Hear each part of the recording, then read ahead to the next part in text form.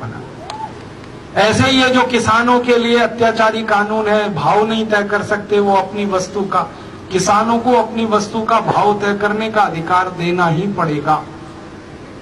क्योंकि सड़क पे बैठा हुआ जो जूता बनाने वाला कर्मचारी है ना, कारीगर, वो अपने जूते का भाव तय कर लेता है, तो 77 करोड़ किसानों को भाव तय करने का अधिकार क्यों नहीं होना चाहिए?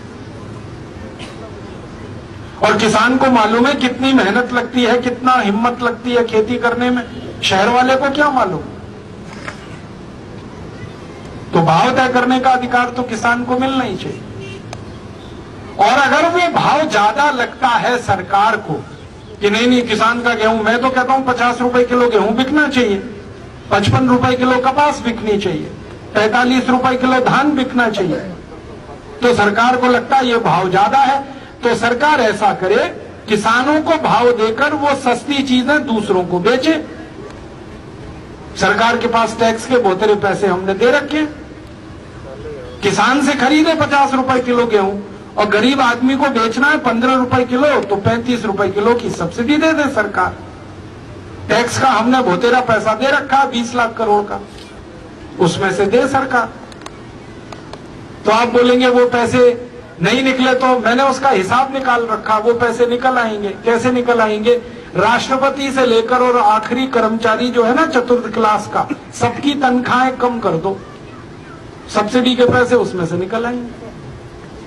राष्ट्रपति को साल में 27 करोड़ रुपए खर्च करने को मिलता है, क्यों मिलना चाहिए? राष्ट्रपति है, कोई भगवान तो नहीं है ना।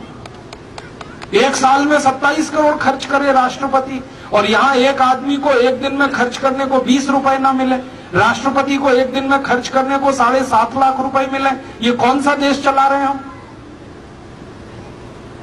राष्ट्रपति तो हमारे वोटों से चुना जाता है ना, मालिक तो हम है, नौकर तो वो है, और नौकर को हर दिन 7.5 लाख रुपए मिलते हैं खर्च करने को, और जो मालिक है देश का उसको 20 रुपए नहीं मिलते रोज खर्च करने को। ऐसा अत्याचार तो नहीं चलने देंगे इस देश में।